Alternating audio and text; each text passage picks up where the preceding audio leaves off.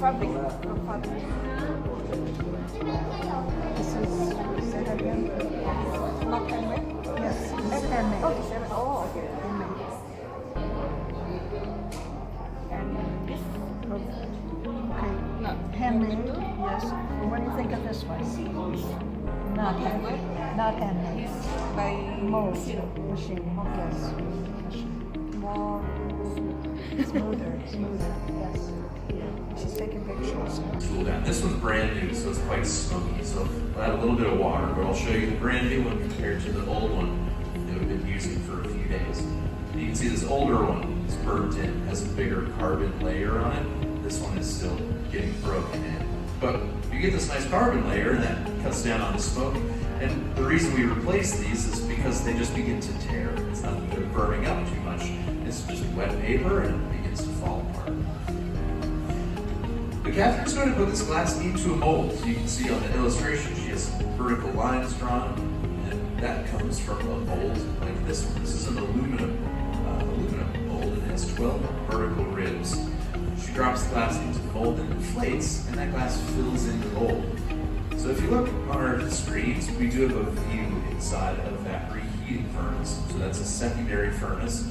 We use it just to reheat the glass. There's no glass inside like the melting furnace, but we can keep the glass hot and soft. And at this point, you can see those vertical ribs really well in the surface of this glass.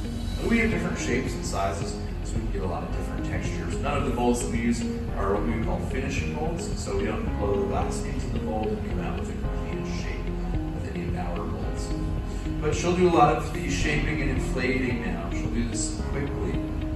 She'll work back and forth between shaping and inflating. If she wanted, she could blow through the pipe really hard, use her strong glass blower lungs. She could blow this amount of glass up bigger than a beach ball and thinner than cellophane. But if we do that, it won't be anything. It's just a big, weird, funky bubble if you blow it up super thin like that. So she inflates, lets that bubble cool, develops some structure, and then inflates it again. Now, Catherine has also been creating these constrictions just off the end of the pipe. This constriction that she's refining right here, that constriction is a designated breaking point. It's like the line in a chocolate bar. Crease in chocolate tells chocolate where to break. The crease in our glass will tell the glass where to break as well. So that will become the top of our bowl.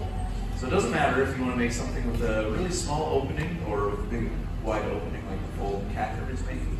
It all starts with this same small constriction that maybe ends up being about the size of a nickel or a quarter, a pretty small constriction. But while we work, we have to continually reheat the glass, and that's because when we're outside of the heat source, it's always cooling down. And then when we're tooling it, it's going to cool down. The tools will take heat away, and then, of course, as this glass gets thinner, it's going to cool more quickly, and that's because there's less thermal mass. So thick glass will stay hot for a long time. Thin glass will cool down really quickly. But watch this. This is a really cool maneuver. Catherine has turned quickly. She was really heating to one specific area in the glass, and then by turning quickly, it starts to widen. She held that up towards the sky, and then it flattens out. And she pushed the bubble back onto itself to create an exterior fold. So that hot glass, where it touches itself, will fuse together. We oftentimes will also call this a Saturn ring, because it looks like the rings of Saturn. We'll sometimes call that a Saturn ring too. We've got an example of a little vase over here, and this has a similar